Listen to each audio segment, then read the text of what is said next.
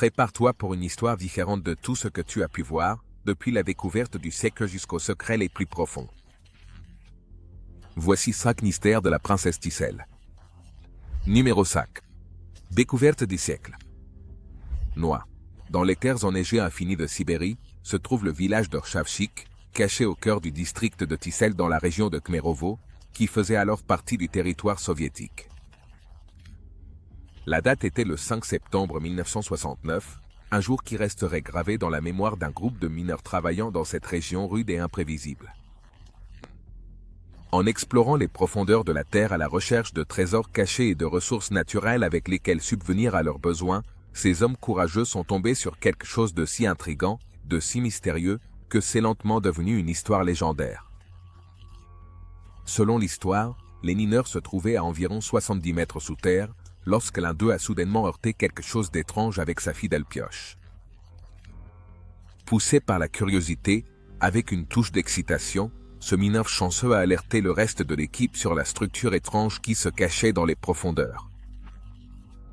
Après avoir creusé un peu plus, ils ont finalement trouvé ce qui semblait être un sarcophage en marbre, accroché aux profondeurs antiques de la Terre. De nombreuses questions leur traversèrent l'esprit à ce moment précis. Qu'est-ce qui était enfermé dans ce mystérieux cercueil? Et comment a-t-il été enterré si profondément sous terre?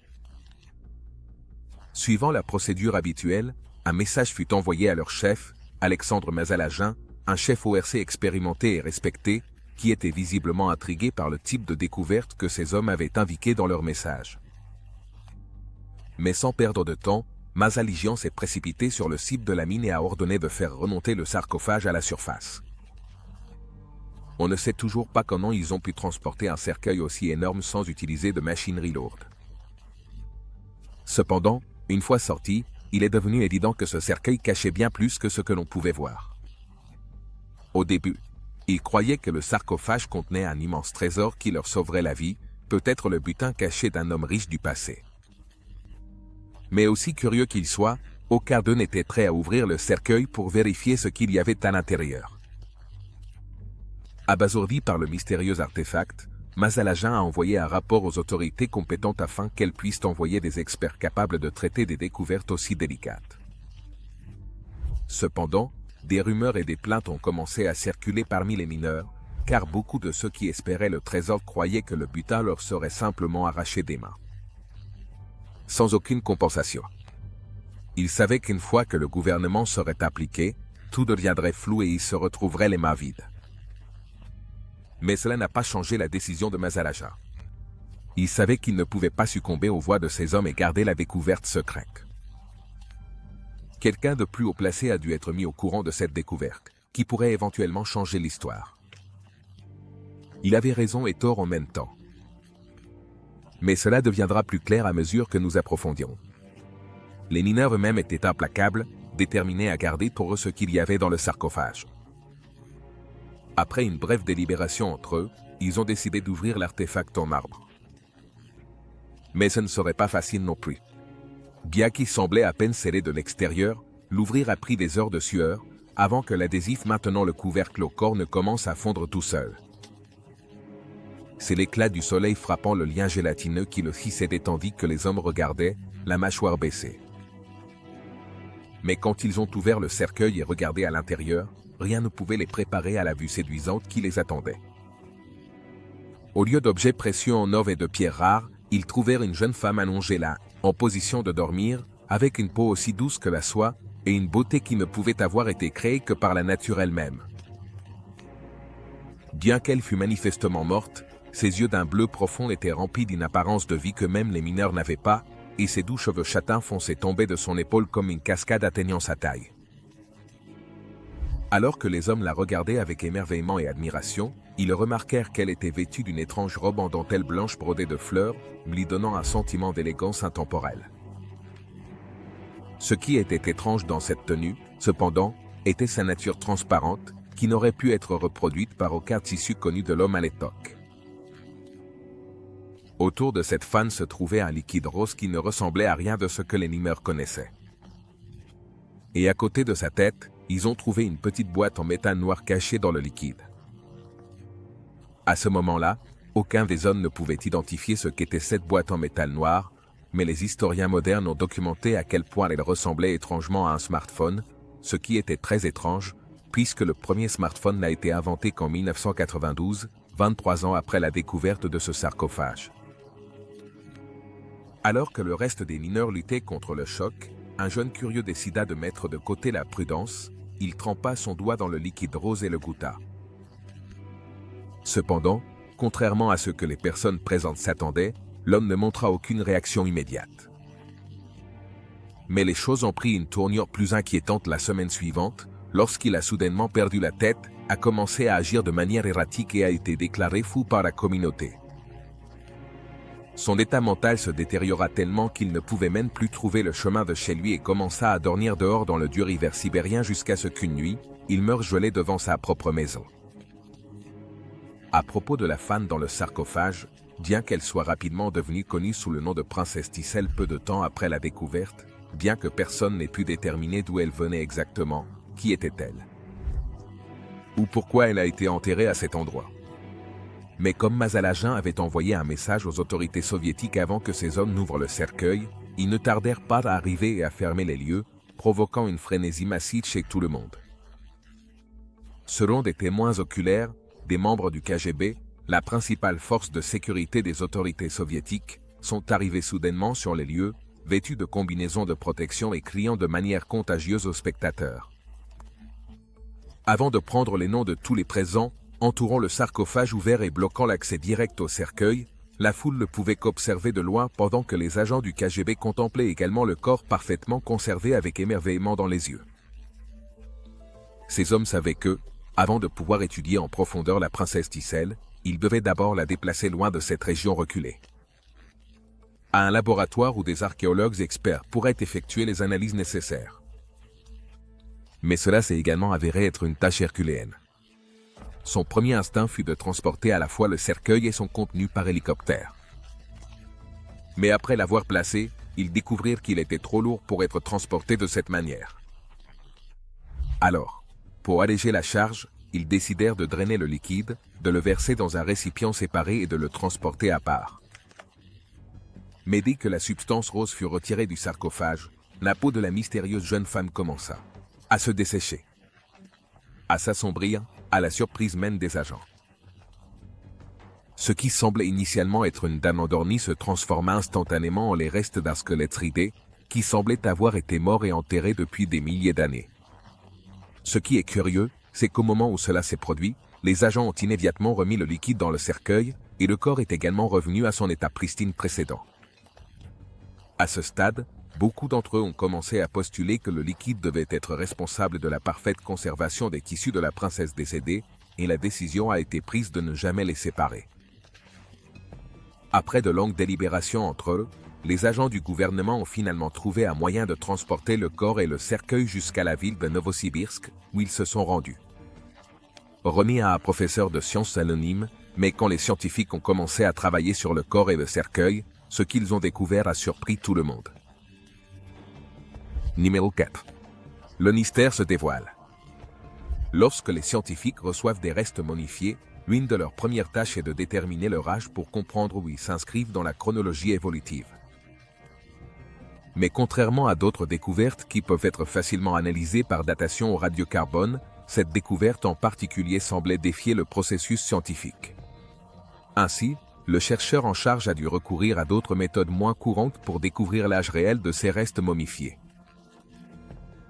Quelques jours plus tard, le professeur a enfin trouvé les réponses qu'il cherchait. Alors, il entreprit un voyage de retour au village de Ruzovchik pour remettre ses découvertes. Tout d'abord, aux personnes dont la curiosité a été piquée depuis le retrait du sarcophage. Il a affirmé avec audace que la femme avait en réalité été enterrée il y a 800 millions d'années, au cours de la période carbonifère, une affirmation qui a à la fois choqué et dérouté les gens. Comment une femme a-t-elle pu vivre dans une région aussi reculée, à une époque où même les dinosaures n'avaient pas encore évolué?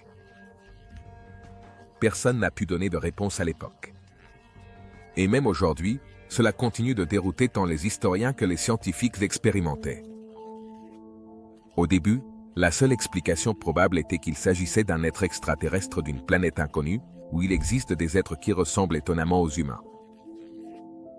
À en juger par son teint intensément blanc, beaucoup ont commencé à spéculer que sa planète d'origine devait recevoir moins de lumière solaire que la Terre. Mais il restait des doutes sur la façon dont elle était arrivée sur notre planète. Cependant, la théorie extraterrestre a rapidement été écartée après que le professeur ait également mentionné que la princesse des tissus était 100% humaine, selon l'analyse génétique, et qu'elle était même ethniquement russe. Le tissu de sa robe était également censé être fait d'un matériau inconnu, très différent de tout ce que l'homme ou quiconque avait déjà vu. Quant au liquide rose, sa composition n'a pas encore été identifiée. Bien qu'il ait été déterminé qu'il s'agissait d'un produit chimique d'embaumement utilisé pour préserver les restes de la princesse, il ne ressemblait à rien de ce que le professeur connaissait. Et personne ne pouvait expliquer pourquoi un produit chimique d'embaumement pouvait faire perdre la tête à une personne simplement en le goûtant. Si cela était vrai, cela pourrait changer l'histoire établie de l'existence humaine, détruisant pour toujours toutes nos croyances antérieures sur quand et comment les humains ont commencé à vivre sur ce plan, l'émergence de civilisations avancées et l'histoire générale de notre planète dans son ensemble. Les découvertes du professeur sont devenues assez polarisantes, divisant le public entre les croyants qui étaient totalement d'accord avec ses résultats et les sceptiques qui soutenaient que ses conclusions étaient erronées. Mettre de côté était alors une question de qui croire. Le lendemain, le journal local a publié un article sur la princesse Tissel relatant l'histoire de sa découverte, ainsi que les découvertes révélatrices que le scientifique a présentées, à la fois comme moyen de diffusion des connaissances et de préservation historique.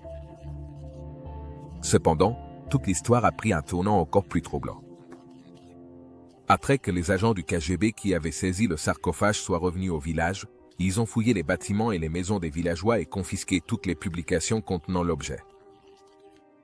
Pour effacer encore plus toute trace de cette découverte, les agents gouvernementaux ont lancé un sérieux avertissement à quiconque aurait l'intention de continuer à répandre l'histoire, menaçant de conséquences plus graves. Pendant ce temps, le professeur de Novosibirsk. En tant qu'éditeur du journal, ils ont été punis pour leur tentative de révéler la vérité sur la princesse. Dans un autre tournant choquant des événements, tous les témoins finiraient par perdre la vie de la manière la plus mystérieuse qui soit. Des hommes qui ont creusé le cercueil, jusqu'aux spectateurs qui se sont rassemblés pour assister à son inauguration. On dit qu'un de ces hommes est entré dans l'eau peu après la découverte. Et bien que les rapports officiels aient affirmé que l'accident était dû à une conduite en état d'ivresse, ceux qui le connaissaient personnellement affirmaient qu'il n'avait jamais touché une goutte d'alcool de toute sa vie. Alors, comment a-t-il pu acquérir cette attitude de nulle part? Lorsque les autres hommes commencèrent également à mourir, le mystère s'épaissit encore davantage. Étaient-ils assassinés par le gouvernement pour cacher cette scène secrètement? Les vapeurs du liquide rose étaient-elles responsables de leur mort? Ou ces morts étaient-elles simplement une coïncidence et n'avaient-elles rien à voir avec le gouvernement ou les restes momifiés? Si le gouvernement était vraiment impliqué, pourquoi tuerait-il soi-disant le seul groupe de personnes ayant une expérience directe d'une découverte aussi énorme qui pourrait changer notre compréhension de la vie pour toujours? Il suffit de voir avec le monde. Il y a trop de choses qui ne collent pas dans cette histoire. Mais le terrier des lapins va encore plus loin. Des forces militaires soviétiques ont également été envoyées pour boucler Razovchik, empêchant tout étranger d'entrer pour enquêter sur la découverte. Et le site lui-même était supposément enterré sous terre, donc personne ne pouvait y accéder, même s'il essayait. Mais plus le gouvernement essayait de garder les histoires secrètes, plus des théories du complot commençaient à émerger, affirmant que les restes momifiés appartenaient à une espèce ancienne et éteinte d'humains. Qui a marché sur Terre avant que les microbes n'émergent des profondeurs de la mer? Comme d'autres l'avaient mentionné, un être extraterrestre avec des origines venant d'ailleurs. L'histoire finirait par s'éteindre, en bas après un certain temps. Et depuis que le gouvernement a réussi à interdire l'entrée dans la région, très peu de personnes dans le monde extérieur savaient l'existence de cette princesse magique d'il y a 800 millions d'années. Cependant, cela était sur le point de changer. Numéro 3. La recherche de secrets plus profonds.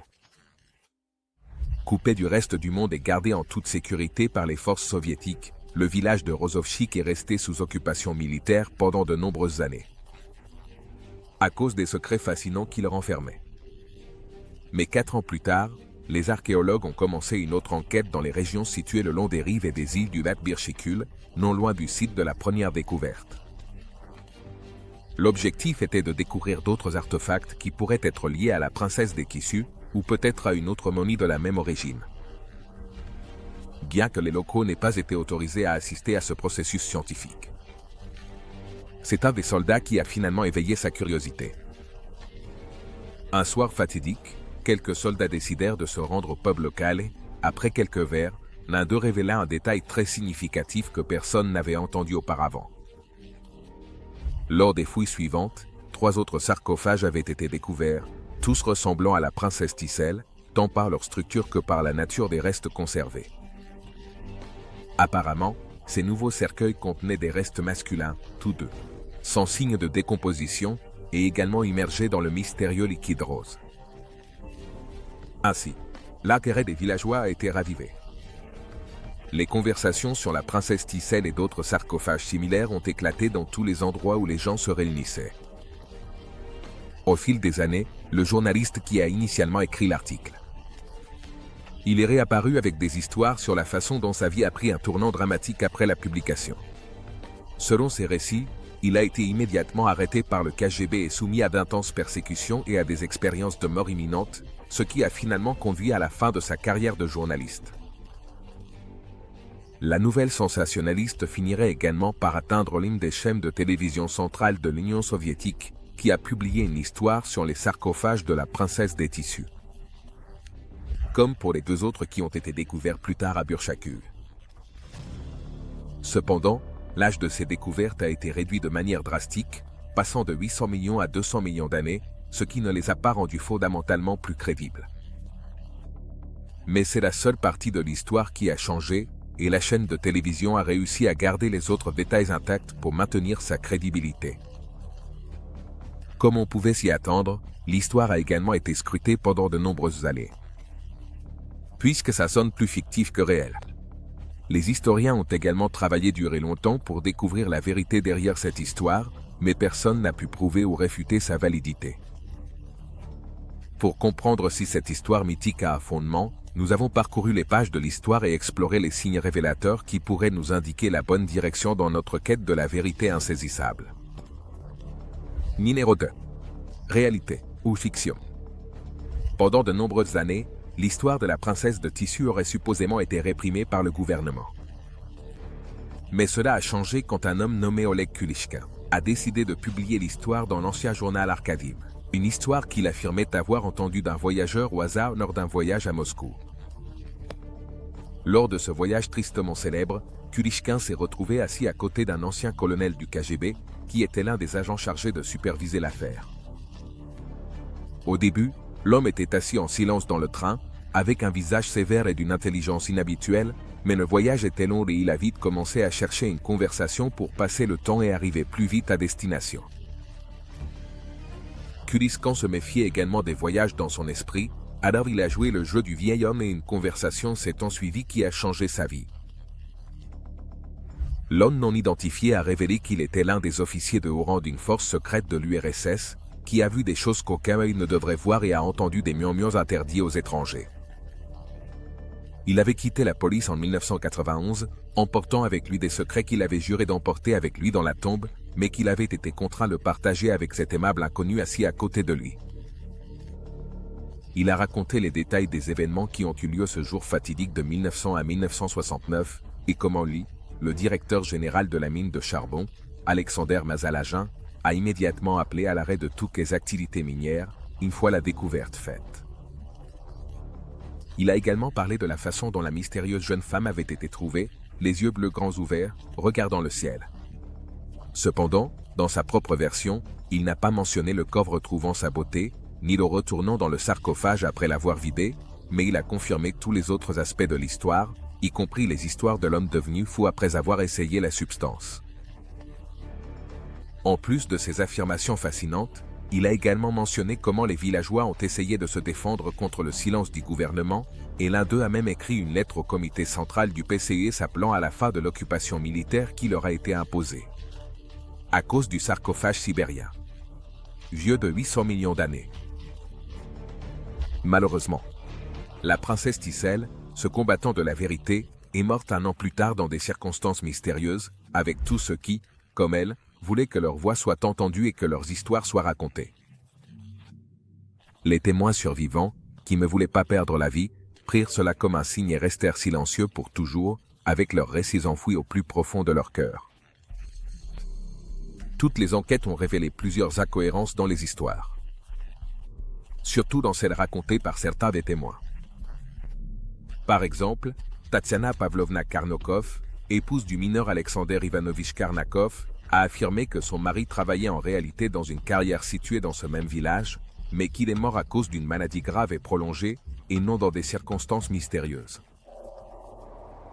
Ensuite, il y a le témoignage de Galina Rodrakova, directrice de l'école populaire, qui a confirmé qu'Alexandre Mazalaja, celui qui dirigeait l'équipe là-bas, a effectivement travaillé à la carrière mais est décédé en 1983 ou 1984.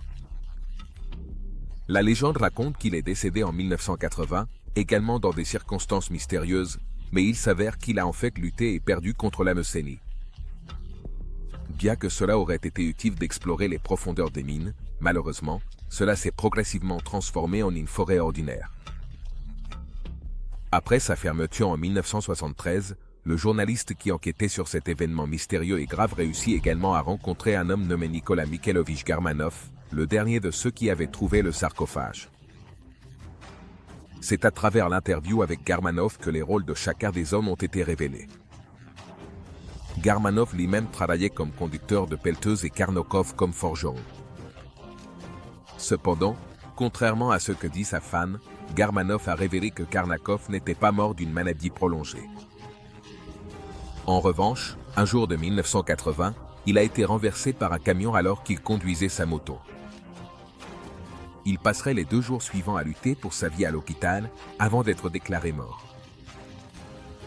En même temps, Garmanov a également affirmé que pendant ses 33 ans de travail comme conducteur de pelleteuse, il n'a jamais trouvé de sarcophage ni d'artefacts étranges, comme le racontent les histoires. Alors, si le seul témoin possible des faits affirmait qu'il n'y a eu aucune découverte, d'où viennent alors les histoires? D'un autre côté, pourquoi les témoignages de Karnakov et Garmanov sont-ils si différents, alors qu'ils ont travaillé au même endroit et en même temps? De plus, pour presque tous les témoins, leurs récits n'ont enregistré que la moitié de la légende, avec un seul thème commun. Répété comme un mantra. Il n'y avait pas une telle chose. Il convient également de noter qu'il n'existe pas de photographie réelle de cette princesse ni des sarcophages, et la plupart des représentations trouvées en ligne et utilisées par les historiens sont en réalité des représentations artistiques qui peuvent varier considérablement, et peuvent ou non être une représentation précise de la véritable princesse Tésol. Ninawa. Plus bas dans le terrier du lapin. Le 20 mars 1210 ans après que l'histoire de la princesse Tissel ait refait surface, l'homme qui a publié l'histoire du colonel soviétique a fait des révélations encore plus choquantes sur cette histoire fascinante, y compris une histoire de tragédie personnelle. Kulishkin a affirmé que le lendemain de la publication du message, il a été tragiquement heurté par une voiture qui sortait de l'autre côté, le laissant mort avec des blessures mineures. Bien qu'il ait plaisanté en disant que cela pourrait être une coïncidence, quelque chose dans cette rencontre effrayante avec la mort a fait frémir son cœur, et quelque part dans un coin de son esprit, il a entretenu l'idée que tout cela pourrait être interconnecté. Il a également mentionné comment il a reçu un appel d'un département du gouvernement russe, connu sous le nom de Bureau fédéral du Bon Conseil, l'informant qu'il avait accidentellement révélé un terrible secret d'État qui avait été gardé pendant des décennies. Bien qu'il n'ait pas mentionné les conséquences qui lui sont tombées dessus pour de telles actions imprudentes, étant donné qu'il était encore en vie et non derrière les barreaux, cela ne pouvait signifier qu'une chose, qu'il avait probablement reçu le pardon.